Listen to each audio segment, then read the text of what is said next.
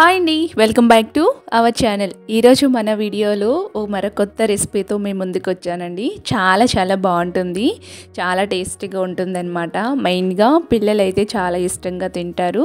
చాలా easy process అన్నమాట. మరి అది ఎలా చేసుకోవాలనేది రెసిపీలోకి వెళ్ళిపోదాం. ముందుగా అయితే ఒక మిక్సింగ్ బౌల్ తీసుకొని ఈ బౌల్లోకి 2 కప్పుల వరకు గోధుమ పిండి తీసుకోండి. ఆర్ మైదా పిండి కూడా తీసుకోవచ్చు. హెల్త్ ఇష్యూస్ ఉన్న వాళ్ళైతే గోధుమ పిండి వేసుకోండి. అలాగే సాల్ట్ మీ టేస్ట్ సరిపడా వేసుకోండి. నేను 1/2 టేబుల్ స్పూన్ సాల్ట్ వేసాను అనమాట. 1/2 spoon baking soda, 1/2 spoon baking powder తీసుకోండి. బేకింగ్ పౌడర్ లేని వాళ్ళు బేకింగ్ సోడా కూడా కొంచెం ఎక్స్ట్రా వేసుకోండి. ఇలా వేసుకున్న తర్వాత పంచదార పౌడర్ని ఒక 4 టేబుల్ స్పూన్లు వేసుకొని మిక్సీ జార్లో వేసి గ్రైండ్ చేసుకొని పంచదార పౌడర్ని తీసుకోండి. పంచదార పౌడర్ కూడా వేసుకొని చక్కగా అంతా మిక్స్ చేసేసుకోవాలి. ఈ విధంగా చేసుకున్న తర్వాత మనం చపాతీ ముద్ద ఎలా కలిపి పెట్టుకుంటామో ఆ విధంగా కొంచెంగా వాటర్ వేసుకొని చపాతీ ముద్దలాగా కలిపి పెట్టుకోవాలన్నమాట.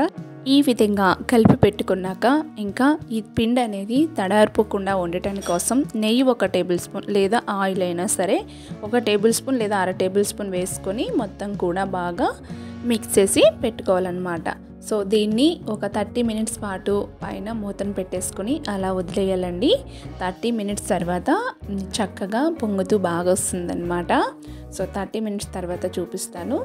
ఫస్ట్ కంటే బాగా కొంచెం ఉబ్బింది కదా పిండి. సో ఈ విధంగా వస్తుందన్నమాట. చాలా బాగా వస్తుంది. ఇంకోసారి చక్కగా నీట్ చేసుకుందాము చేత్తో. ఈ విధంగా ఇలా మిక్స్ చేసిన తర్వాత ఇప్పుడు కొంచెం పొడి ఫ్లోర్ని వేసుకుందాము. కొంచెం వేసుకోండి సరిపోతుంది. ఇలా పొడి ఫ్లోర్ వేసుకున్న తర్వాత ఇప్పుడు డౌన్ని పెట్టేద్దాం. ఇక్కడ పెట్టేసి దీనిపైన నువ్వులు వేసుకోండి. టేస్ట్ బాగుంటుంది. ఈ బన్ తినేటప్పుడు నువ్వులు వేసుకుంటే మధ్యలో నువ్వుల ఫ్లేవర్ చాలా బాగా వస్తుందన్నమాట. సో ఈ విధంగా నువ్వులు కూడా చుట్టూ ఇలా కొంచెం స్ప్రెడ్ చేసుకోండి.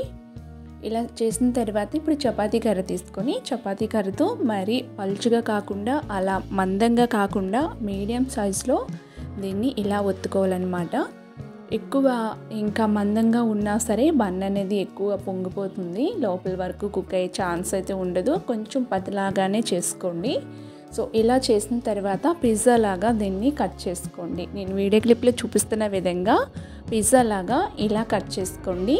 ఇప్పుడు చూసారా ఈ విధంగా పీసెస్ అనేవి వస్తాయి. ఈ పీసెస్ అనేవి సరిగ్గా లేకపోతే కొంచెం మీరు చేతితో లెవెల్ చేసుకోవచ్చు.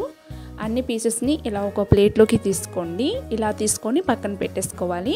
నెక్స్ట్ స్టవ్ ఆన్ చేసుకొని స్టవ్ పైన డీప్ ఫ్రైకి సరిపడే ఆయిల్ పెట్టేసుకోవచ్చు. లేదనుకుంటే సాలో ఫ్రైకైనా ఆయిల్ పెట్టుకోండి. నేను సాలో ఫ్రై చేసుకోవడానికి ఆయిల్ పెట్టేసుకున్నాను. ఆయిల్ అనేది బాగా హీట్గా ఉండకూడదండి, నార్మల్ హీట్లోనే ఉండాలి. అలా ఉండేటప్పుడే మనం బన్ వేసేటప్పుడు చక్కగా పొంగుతూ చాలా బాగా వస్తాయి అన్నమాట. బాగా హీట్లో ఉన్నాయనుకోండి కలర్ అనేది తొందరగా చేంజ్ అయిపోతాయి. అలా అవ్వకుండా చూసుకోండి. నెక్స్ట్ ఈ బన్ అనేది స్టవ్ని లో ఫ్లేమ్లో పెట్టుకొని వేయించుకోవాలి. ఒకవైపు వేగిన తర్వాత రెండో వైపుకి టర్న్ చేసుకోండి.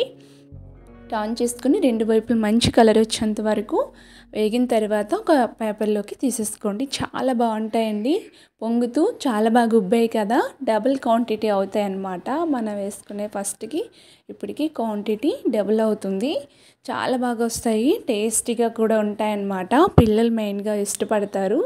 సో మీరు కూడా తప్పకుండా ఈ బన్ ఇంట్లోనే ప్రిపేర్ చేసుకోవచ్చు. అది కూడా గోధుమ పిండితో మాత్రమే, ఆర్ మైదా పిండితో కూడా చేసుకోవచ్చు. సో హెల్త్ ఇష్యూస్ ఉన్న వాళ్ళైతే మైదా పిండి అంత బాగోదు కాబట్టి గోధుమ పిండిని సజెస్ట్ చేస్తానన్నమాట. చాలా టేస్టీ ఫ్లఫీ బన్స్ అయితే ఈజీగా రెడీ అయిపోయాయి అన్నమాట. Ready to eat friends. Bye.